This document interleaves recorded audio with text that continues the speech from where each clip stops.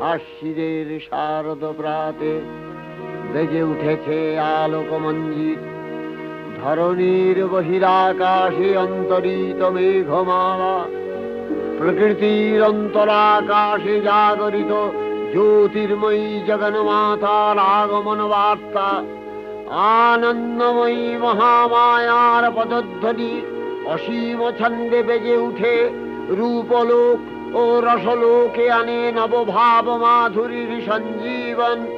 তাই আনন্দিতা শ্যামলী মাতৃকার চিন্ময়ীকে মৃন্ময়ীতে আবাহন।